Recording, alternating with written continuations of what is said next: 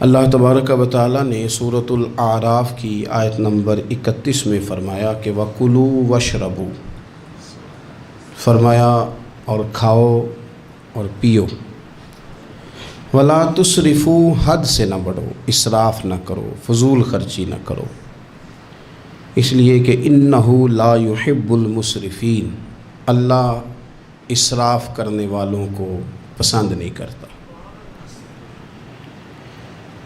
بنو عامر ایک قبیلہ تھا، حج کے لیے آیا کرتا تھا۔ دور جاہلیت میں بھی لوگ حج کرتے تھے، اگرچہ اپنی طریقوں پر کرتے تھے۔ تو قبیلے کے لوگ حج کے لیے آتے تو وہ بہت کم کھانا کھاتے، جب حج پہ آتے بہت تھوڑا، گوشت اور چکنائی تو بالکل استعمال ہی نہیں کرتے تھے۔ نبی پاک صلی اللہ تعالیٰ علیہ وسلم کے بعد صحابہ نے عرض کی، یا رسول اللہ صلی اللہ تعالیٰ علیہ وسلم، حضور ہمارا زیادہ حق نہیں بنتا کہ ہم بھی کچھ چیزوں سے پرہیز کریں؟ اب آپ اندازہ فرمائیں کہ کچھ لوگ ایسے ہیں کہ جو روز شام کو گوشت کے ساتھ کچھ کھاتے ہیں، گوشت کھائیں گے یا گوشت ملا کچھ کھائیں گے تو ان کو پورے حج کے سارے دن ہی منع کر دیا جائے، اور چکنائی اور گھی استعمال نہیں کرنا، تو کون شخص ہے جو اس کے بغیر رہ پائے گا؟ تو صحابہ نے عرض کیا کہ یا رسول اللہ صلی اللہ تعالی علیہ وسلم، ہم بھی یہ کام نہ کریں، ہمارا زیادہ حق نہیں؟ تو اللہ تعالیٰ نے آیت نازل کر دی، فرمایا نہیں، کلوا واشربوا، کھاؤ بھی اور پیو بھی، بس ولا تسرفوا، حد سے نہ بڑھنا، اسراف نہ کرنا، فضول خرچی نہ کرنا، جو بھی کھاؤ پیو حد میں رہ کے۔ کھانے پینے سے اسلام منع نہیں کرتا، لیکن ولا تسرفوا، حد سے تجاوز، کیا معنی ہے اس کا؟ ایک معنی تو یہ ہے کہ جب تم کھاؤ تو تم حدود میں رہ کے کھاؤ گے، حلال حرام کی تمیز رکھ کے کھاؤ گے، تم مسلمان ہو، تمہارے اوپر کچھ ضروریات ہیں، ایسا نہیں ہو سکتا کہ جو تمہارے سامنے آیا تم کھا جاؤ، جو تمہارا ہے تم صرف وہی کھاؤ گے، جو تمہارا نہیں ہے تم اس کے قریب نہیں جاؤ۔ دوسرا معنی یہ ہے ولا تسرفوا کا، ہمارے مفسرین نے بیان فرمایا کہ کھانے کے بعد نہیں کھانا، بغیر بھوک کے نہیں کھانا، کثرت سے نہیں کھانا، ہر وقت کھاتے رہنا، ہر وقت کھاتے رہنا، کھانے کو اپنے ذہن پہ سوار کر لینا، رات کو فیصلہ کرنا کہ ناشتے میں یہ کھاؤں گا، اور ناشتہ کرتے ہی دوپہر کے لیے کھانا منگا لینا، پلان کر لینا کہ یہ سبزی منگا لو، اور دوپہر کی ابھی ٹیبل پوری سجی ہوئی ہے اور دانتوں کے اندر وہ شخص صفائی کر رہا ہے اور ساتھ آرڈر دے رہا ہے کہ شام کو میرے لیے فلاں چیز، تو کوئی کھانے پینے تو نہیں نہ آیا مسلمان دنیا میں، کھانے پینے تو نہیں آیا، اور اتنا کھانا کہ اس کو سوار کر لینا۔ امام غزالی رحمۃ اللہ علیہ نے احیاء علوم کے اندر لکھا ہے کہ زیادہ کھانے سے مسائل پیدا ہوتے ہیں، شہوت زیادہ بڑھتی ہے، زیادہ کھانے سے غلط خیالات زیادہ آتے ہیں۔ اس لیے صحیح حدیث میں موجود ہے، نبی پاک صلی اللہ علیہ وسلم نے جوانوں سے فرمایا تھا کہ اے جوانوں کے گروہ، یا نکاح کر لو، اور اگر طاقت نہیں رکھتے تو روزے رکھا کرو، اس لیے کہ فاقہ شہوت کو کم کرتا ہے برے خیالات کو، یہ کمزوری لاتا ہے تھوڑی سی انسان کے جسم میں، تو خیالات کم ہوتے ہیں، اور پھر جب آپ اپنا پیٹ بھر لیتے ہیں، ایک تو آپ سست ہو جاتے ہیں، نیند غلبہ کرتی ہے، غلبہ نیند کا بندے کو غافل کرتا ہے۔ کیسے میں بتاؤں یہ بات، کیسے بتاؤں کہ بہت سارے پکے نمازی بھی فجر نہیں پڑھتے، سوائے اس کے کہ کھا بہت لیا ہے، اور وہ نیند کے غلبے نے صبح اٹھنے نہیں دیا، غفلت پیدا ہوتی ہے، شہوت پیدا ہوتی ہے، اور جب آپ کا ذوق بن جاتا ہے زیادہ کھانے کا، پھر آپ کی ذہن کی مشقت بڑھ جاتی ہے، آپ پھر زیادہ کوشش کرتے ہیں، سکون زندگی میں ختم ہو جاتا ہے، پھر یہ بھی کمانا ہے، وہ بھی کمانا ہے، یہ بھی کرنا ہے، خواہشات بڑھتی ہیں، آپ کا معاملہ آگے کی طرف نکل جاتا ہے۔ کوشش کریں زندگی کے اندر آپ اعتدال کے ساتھ، یعنی اسلام کھانے سے تھوڑی منع کر رہا ہے، کھانے سے منع نہیں کیا جا رہا، آپ کو حد سے بڑھنے سے، اعتدال میں رہ کے آپ یہ کام کریں، اعتدال میں رہ کے آپ کچھ چیزوں سے بچیں، معتدل رکھیں اپنے آپ کو۔ عزیز دوست، اعتدال ویسے بھی زندگی میں وہ بندہ تنگ نہیں ہوتا جو اعتدال کے ساتھ چلتا ہے. جو درمیانی چال چلے وہ پریشان ہے. بہت زیادہ کھانا کھانے کا رواج آ گیا ہے. اور پھر یہ کہ کچھ چیزیں بطور فیشن کے بھی، یعنی لوگ کہتے ہیں برگر کا اور پیزے کا رواج بہت زیادہ ہے. میرا ذاتی اس میں رائے یہ ہے کہ بہت سارے لوگ ہیں جو پیزے برگر کو آج بھی پسند نہیں کرتے، لیکن مصیبت یہ ہے کہ یہ کھانا فیشن ہے. یہ نہیں کھائیں گے تو لوگ ہمیں امیر کیسے کہیں گے، نہیں کھائیں گے تو لوگ پڑھا لکھا کیسے کہیں گے، جدید دنیا کا بندہ کیسے مانیں گے اگر نہیں کھائیں گے تو. نہ کریں ایسا، سادی غذا کھائیں اور بہت زیادہ کھانا کھانے سے اپنے آپ کو بچائیں. نبی پاک صلی اللہ تعالیٰ علیہ وسلم خزانوں کے مالک ہیں، خزانوں کے، لیکن حضور نے نا فقر اختیار کیا، تھوڑا کھایا. یہ حدیث کبھی دل کی تختی پہ لکھ لیں تو کام آئے گی. یعنی کون سا ایسا گھر ہے جس میں شام کو روٹی نہ پکے تو قیامت نہ کھڑی ہو.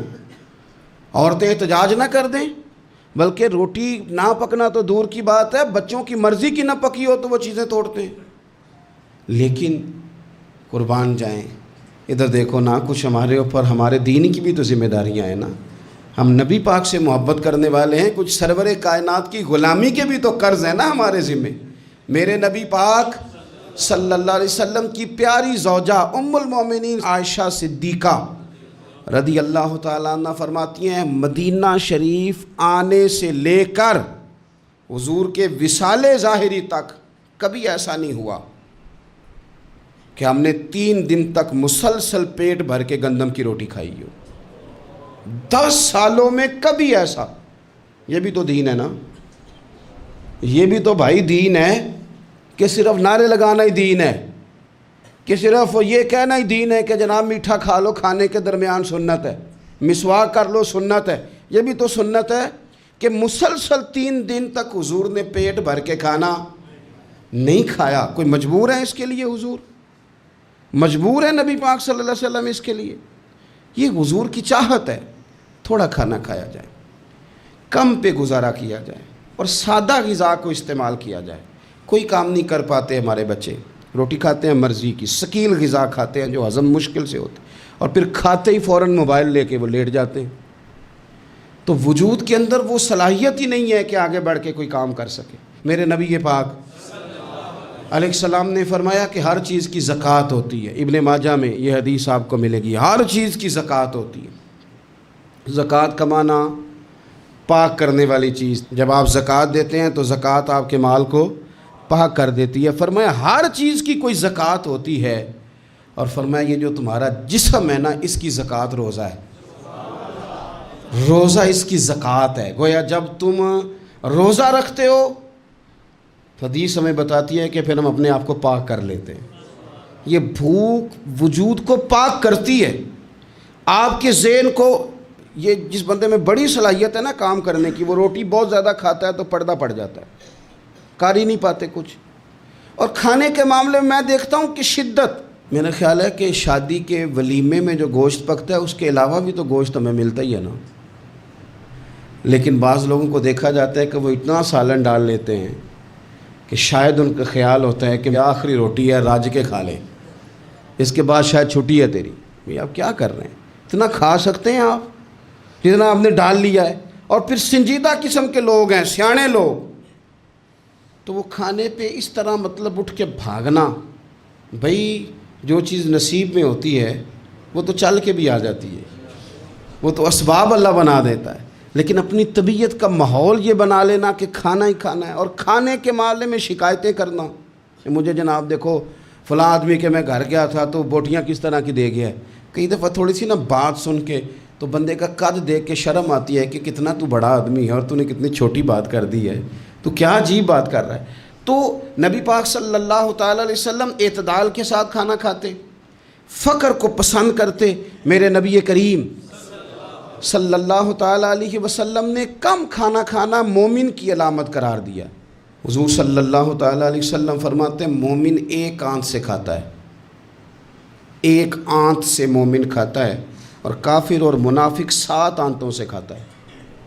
6 گنا زیادہ روٹی کھاتا ہے کافر اور منافق مومن سے.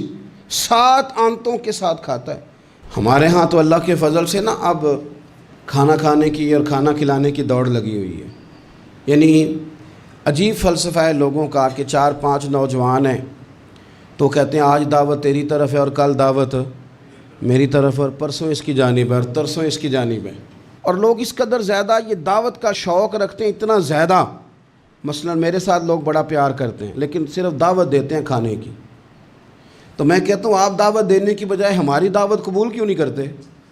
ہم آپ کو دین کی دعوت دے رہے ہیں، وہ والی قبول کریں نا۔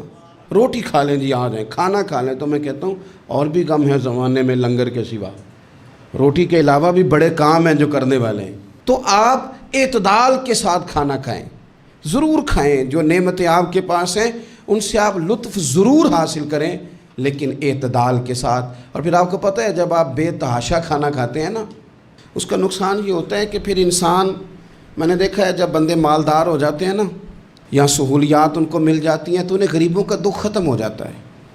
اکثر امیر آدمی کے دوست بھی امیر ہوتے ہیں، پھر وہ کہتے ہیں کہاں غربت ہے پیر صاحب؟ کس نے کہا آپ کو؟ کس نے کہا آپ کو کہ لوگوں کو کپڑا نہیں ملتا؟ سارے لوگ ٹھیک ہیں، کیوں بھلا؟ اس لیے کہ وہ امیر تھا تو اب دوستی بھی امیروں کے ساتھ ہو گئی۔ پھر نہ کچے مکان نظر آنے بند ہو جاتے ہیں، پھر چوک میں دیہڑی کے لیے کھڑے مزدور نظر آنے بند ہو جاتے ہیں، پھر ہسپتال میں کبھی جاؤ نا، میں نے یہ نظام دیکھا ہے کہ ایسے نوجوان بھی ہیں جو میڈیکل سٹور والے سے کہہ رہے ہوتے ہیں کہ شناختی کارڈ رکھ لے، اماں کے لیے مجھے گولیاں جلدی دے دے، میرا بھائی آتا ہے تو تجھے پیسے دیتا ہے۔ پھر یہ لوگ بھول جاتے ہیں نا، اس لیے کہ ہم تو اب چیزیں جو ہیں وہ ہوم ڈیلیوری پہ لے رہے ہیں، پیسہ ہی بڑا ہے۔ ہمیں کب یاد رہے گا کہ کوئی بھوکا ہے؟ ہمیں کب یاد رہے گا؟ لیکن یہ تب ہے جب آپ کبھی بھوکا رہنا سیکھیں، آپ کی طبیعت میں ہو۔ میرے رسول پاک علیہ السلام نے فقر اختیار کیا تاکہ پتہ چلے غریب کی بھوک کی تکلیف کیا ہے۔ دیکھو حضرت یوسف علیہ نبینا علیہ السلام کے بارے میں امام غزالی نے لکھا ہے کہ جناب یوسف علیہ السلام نے تو غلہ جمع کر لیا تھا مصر میں، آپ نے خواب دیکھی تھی تو غلہ آپ نے جمع کر لیا، باقی سب علاقوں میں فاقہ تھا، غربت تھی، قحط تھا۔ مصر کے لوگ سکون کے ساتھ 3 ٹائم پیٹ بھر کے کھانا کھاتے تھے، اور آپ نے سب اپنے ملک میں آسانی کی تھی کہ آرام سے کھانا کھاؤ، لیکن جناب یوسف خود ایک دن میں 1 روٹی کھاتے، بھوکے رہتے، بھوکے، فاقہ کاٹتے۔ لوگوں نے کہا حضور آپ خزانوں کے مالک ہیں اور آپ جو ہیں وہ کھانا نہیں کھاتے، کیا مقصد ہے؟ تو آپ فرمانے لگے اس لیے نہیں کھاتا، اگر میں نے بھی پیٹ بھر کے کھانا شروع کر دیا تو پھر بھوکے لوگوں کا درد میرے سینے سے نکل جائے گا۔ پھر اس بھوک کی، او میرے بھائی، اب تو گاؤں سے آ کر پڑھنے والے بھول ہی گئے ہیں کہ کس کی ماں نے کتنا زیور بیچا تھا۔ لوگوں کو بھول جاتا ہے جب کسی مقام پہ پہنچ جاتے ہیں، پیسہ آ جاتا ہے، عہدہ مل، بھول جاتے ہیں لوگ۔ فرمانے لگے اس لیے بھوکا رہتا ہوں تاکہ بھوکوں کی تکلیف کا مجھے احساس ہو، اس لیے بھوکا رہتا ہوں۔ اگر آپ کی طبیعت احساس والی ہے نا، احساس والی، میں کیا کروں؟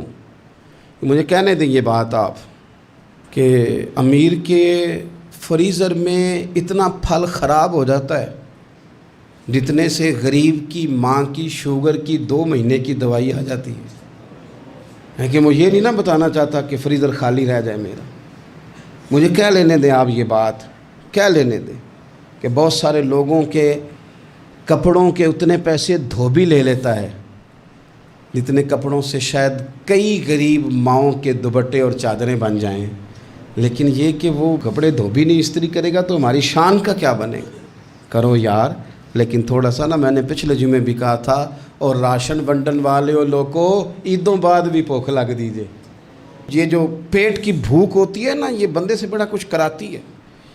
آپ اس کیفیت کو سمجھیں، تھوڑا سا اپنا کھانا کم کریں تاکہ دوسروں کا احساس پیدا ہو، تھوڑا سا نا ہوٹل کا پھیرا کم کریں۔ اور لوگ کہتے ہیں جی نہیں وہ پیر صاحب ساری دنیا ہی ٹھیک ہے، آپ کا تعلق کس کے ساتھ ہے؟ چلنا میرے ساتھ، میں نے پورا پاکستان گھوما ہے، میں آپ کو وہ والے شہر دکھا سکتا ہوں کہ جہاں لوگ کہتے ہیں کہ روٹی کھائیں کہ دوائی کھائیں، تو بھوکے رہ کے جو مر جانا ہے تو دوائی رہنے دو، روٹی کھاتے ہیں۔ آپ اس کیفیت کو سمجھیں، تھوڑا سا اپنا کھانا کم کریں تاکہ دوسروں کا احساس پیدا ہو۔ مخدومہ کائنات سیدہ طیبہ طاہرہ جان احمد کی راحت پہ لاکھوں سلام۔ سیدہ داخل ہوئی تو اپنے پلو سے نا چادر سے کوئی چیز کھولی۔ پرانے زمانے میں نا عورتیں دوپٹے کے ساتھ ہی پیسے باندھ لیتی تھی، وہ تو بعد میں پرس آیا تو وہ رواج ختم ہو گیا۔ تو دوپٹے سے نا پلو سے کوئی چیز کھولی، پیسے باندھتے تھے لوگ، زیور باندھتے تھے، قیمتی چیزیں۔ لیکن عزت والے رسول کی بیٹی نے وہ جب اپنا پلو کھولا تو روٹی کا ٹکڑا نکلا۔ پوری روٹی نہیں تھی، آدھی تھی یا اس سے کچھ زیادہ تھی، ایک حصہ روٹی کا نکلا۔ تو نبی کریم صلی اللہ تعالیٰ علیہ وسلم کی بارگاہ میں روٹی پیش کر کے عرض کرنے لگی، یا رسول اللہ کئی دنوں کے بعد علی تھوڑی سی گندم لائے تھے، پیسی ہے تو ایک کی روٹی پکی ہے، 2-3 لقمے میں نے کھا لیے تھے تو مجھے آپ کا خیال آیا تو حضور میں یہ روٹی لے کے آئی ہوں۔ اللہ کے محبوب نے روٹی اپنے دست مبارک پہ رکھی، ایک ٹکڑا ایک لقمہ توڑ کے منہ کے قریب کیا، پھر سیدہ کی طرف دیکھ کے فرمایا، پتر 3 دن میں نا 3 دن اور 3 راتوں میں یہ پہلا لقمہ ہے جو تیرے باپ کے گلے سے گزرنے لگا۔ یہ 2 جہاں کے شاہ ہیں، یہ پاس کچھ رکھتے نہیں، 2 جہاں کی نعمتیں ہیں، ان کے خالی ہاتھ میں۔ حضرت عائشہ صدیقہ رضی اللہ تعالیٰ عنہ فرماتی ہیں، حضور اتنا فاقہ کرتے تھے کہ پیٹ مبارک پیچھے کمر سے جا لگتا تو میں نا ہمدردی کے ساتھ پیار سے پیٹ پہ ہاتھ پھیرتی، او غریبو نہ رویا کرو نا یار، اگر کبھی فاقہ کاٹنا پڑ جائے بڑے خوش بخت ہو، تم وہ کام کرتے ہو جو حسنین کی اماں کرتی تھی، تم وہ کام کرتے ہو جو رب کے لاڈلے محبوب کرتے تھے، تم وہ لوگ ہو۔ حضور امیروں کو بھی بڑا کرم فرماتے تھے، مالداروں پہ بھی شفقت کرتے تھے، پر کبھی سنا ہے کسی نے کہا ہو امیر نواز رسول؟ جب بھی سنو گے یہی جملہ ملے گا، غریب نواز رسول، غریب نواز رسول۔ تو پھر تمہاری غریبی بڑی شان والی نہیں جس پر کرم نوازیاں مدینے والے حبیب فرماتے؟ پھر یہ فاقے بڑے محبوب نہیں؟ پھر یہ تھوڑا سا غریبی میں وقت گزارنا یہ بڑی عظمت والا نہیں؟ میرے عزیز، اگر زندگی کے اندر تھوڑی توجہ ہو جائے، تھوڑا سا خیال ہو جائے، تو بہت ساری ہماری جو دقتیں ہیں زندگی میں، جو آزمائشیں ہیں، وہ ختم ہو جائیں۔ بچوں کو بھی تھوڑی عادت بنائیں۔ میں آپ کو بتاؤں، خواہشات اگر بچوں کی محدود ہو جائے نا تو باپ کی محنت بھی تھوڑی کم ہو جائے۔ ہمارے نا خواہشات کی وسعت نے ہمارے والدین کو تھکا دیا ہے، ہماری خواہشات کی وسعت نے باپ کو اوور ٹائم لگانے پہ مجبور کیا ہے، ہماری خواہشات کی وسعت نے۔ کئی باپ ہیں جن کا اب دل کرتا ہے کہ پردیس سے واپس آ جاؤں، جن کا دل کرتا ہے کہ اب پتہ نہیں ہے زندگی کا تو میں لوٹ آؤں۔ کاش بیٹے اپنی خواہشات کم کر دیں، کاش بچے اپنی خواہشات تھوڑی محدود کریں، تھوڑے پہ گزارا سیکھیں، تاکہ ہمارے بہت سارے پردیس میں رہنے والے لوٹ آئیں دیش میں، اپنوں کے ساتھ آ کے وہ رہیں، وہ اپنوں کے جنازے پڑھیں، وہ اپنوں کی فاتحہ میں شریک ہوں، وہ اپنوں کے دکھ سکھ دیکھیں۔ خواہشات کی وسعت، بہت کھانے کا شوق، انواع و اقسام کے کپڑے، لیکن لوگوں کی جوانیاں پردیس کھا گیا اور ان کی دولتیں خواہشات کھا گئیں۔ کاش والد بھی اپنے بچوں کو یہ سمجھانے میں کامیاب ہو جائے کہ تھوڑے پہ گزارا کرنا، اس سے انسان وسعت پکڑ لیتا ہے، بڑا ہو جاتا ہے۔ ہم دور نکل گئے ہیں۔ نبی پاک صلی اللہ تعالیٰ علیہ وسلم نے فرمایا، امام بہقی حدیث لائے ہیں، حضرت ابو امامہ باہلی رضی اللہ تعالیٰ عنہ حدیث کے راوی ہیں، حضور فرماتے ہیں میرا دل کرتا ہے کہ ایک دن میں سیر ہو کے کھاؤں اور ایک دن بھوکا رہوں، میرا دل کرتا ہے۔ اور حضور فرماتے ہیں میرا دل کرتا ہے کہ جس دن میں بھوکا رہوں اس دن میں صبر کروں اور اپنے رب کی بارگاہ میں عاجزی کروں، اور جس دن میں پیٹ بھر کے کھاؤں اس دن میں اپنے رب کا شکر ادا کروں۔